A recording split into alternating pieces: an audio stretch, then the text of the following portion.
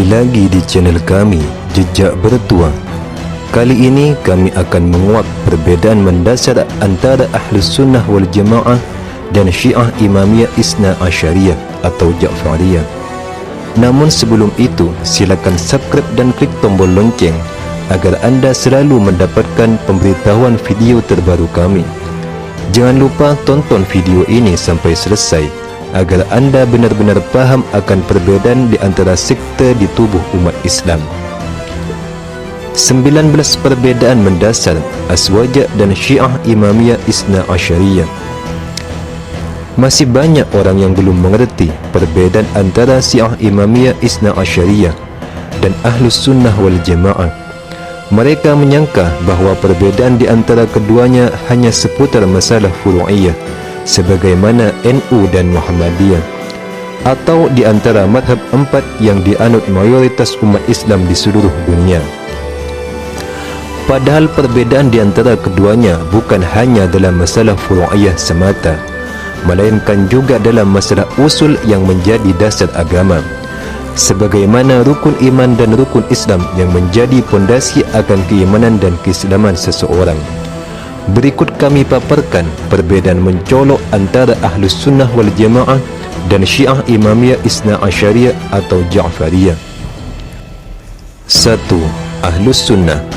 Rukun Islam ada 5: syahadatain, as-salah, as-sawm, az-zakah dan al-hajj.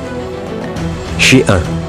Rukun Islam Syiah juga ada 5 tapi berbeza: as-salah, as-sawm, az-zakah, al-hajj dan al-wilayah. 2. Ahlus Sunnah.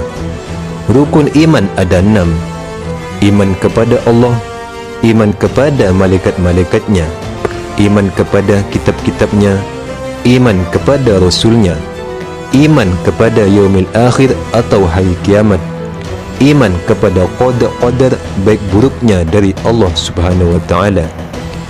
Syiah. Rukun iman Syiah ada 5: at-tauhid, an-nubuwah, al-imamah, al-adlu, al-ma'ad. 3. Ahlus Sunnah. 2 kalimat syahadat. Syiah. 3 kalimat syahadat di samping asyhadu an la ilaha illallah wa asyhadu anna muhammadar rasulullah masih ditambah dengan menyebut 12 imam-imam mereka. 4. Ahlus Sunnah. Percaya kepada para imam tidak termasuk rukun iman. Adapun jumlah imam-imam Ahlus Sunnah tidak terbatas. Selalu timbul imam-imam sampai hari kiamat. Karenanya membatasi para imam hanya 12 atau jumlah tertentu tidak dibenarkan. Syiah. Percaya kepada 12 imam-imam mereka termasuk rukun iman. Karenanya orang-orang yang tidak beriman kepada 12 imam-imam mereka, maka murid ajaran Syiah dianggap kafir dan akan masuk neraka. 5. Ahlus Sunnah. Khulafaur Rasyidin yang diakui adalah Abu Bakar, Umar, Utsman dan Ali radhiyallahu anhum. Syiah. Ketiga khalifah yaitu Abu Bakar, Umar dan Utsman tidak diakui oleh Syiah kerana dianggap telah merampas kekhalifan Ali bin Abi Thalib, padahal Imam Ali sendiri membaiat dan mengakui kekhalifaan mereka.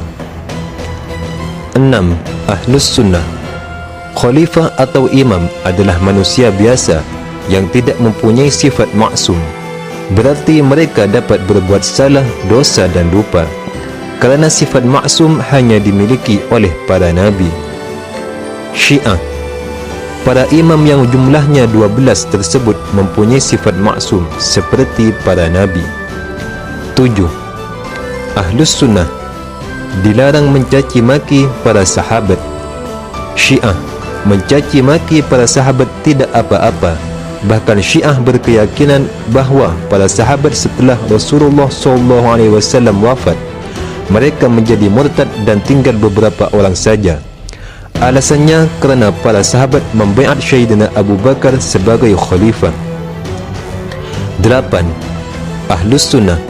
Siti Aisyah isteri Rasulullah SAW sangat dihormati dan dicintai. Beliau adalah Ummul Mukminin. Syiah. Siti Aisyah dicaci maki, difitnah bahkan dikafirkan. 9. Ahlus Sunnah. Kitab-kitab hadis yang dipakai sandaran dan rujukan Ahlus Sunnah adalah Kutubus Sittah, yaitu Bukhari, Muslim, Abu Dawud, Tirmidzi, Ibnu Majah dan An-Nasa'i. Kitab-kitab tersebut beredar di mana-mana dan dibaca oleh kaum muslimin di seluruh dunia. Syiah. Kitab-kitab Syiah ada 4, yaitu Al-Kafi, Al-Istibsar, Man la yahdurhu Al-Faqih dan At-Tahdzib. Kitab-kitab tersebut tidak beredar sebab kebohongannya takut diketahui oleh pengikut-pengikut Syiah. 10. Ahlus Sunnah. Al-Quran tetap orisinil. Syiah. Al-Quran yang ada sekarang ini menurut pengakuan ulama Syiah tidak orisinil, sudah dirubah oleh para sahabat, baik dikurangi atau ditambah. 11. Ahlus Sunnah. Surga diperuntukkan bagi orang-orang yang taat kepada Allah dan Rasul-Nya. Neraka diperuntukkan bagi orang-orang yang tidak taat kepada Allah dan Rasul-Nya. Syiah. Surga diperuntukkan bagi orang-orang yang cinta kepada Imam Ali, walaupun orang tersebut tidak taat kepada Rasulullah SAW. Neraka diperuntukkan bagi orang-orang yang memusuhi Imam Ali, walaupun orang tersebut taat kepada Rasulullah SAW. 12. Ahlus Sunnah.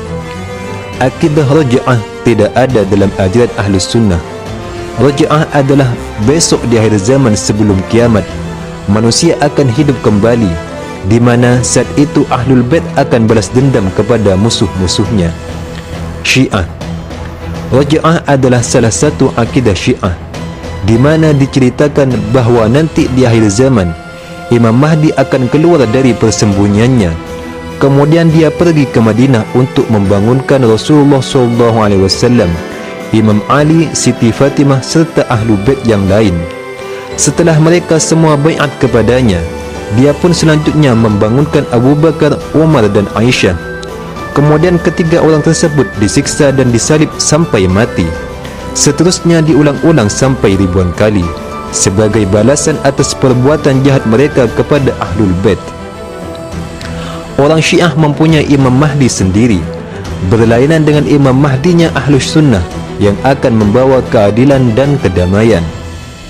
13. Ahlus Sunnah. Mut'ah atau kawin kontrak sama dengan perbuatan zina dan hukumnya haram. Syiah. Mut'ah sangat dianjurkan dan hukumnya halal. Halalnya mut'ah ini dipakai oleh golongan Syiah untuk mempengaruhi para pemuda agar masuk Syiah. Padahal haramnya mut'ah juga berlaku di zaman Khalifah Ali bin Abi Thalib. 14. Ahlus Sunnah. Khamar atau arak tidak suci. Syiah. Khamar atau arak suci.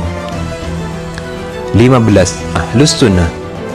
Air yang telah dipakai istinja dianggap tidak suci. Syiah.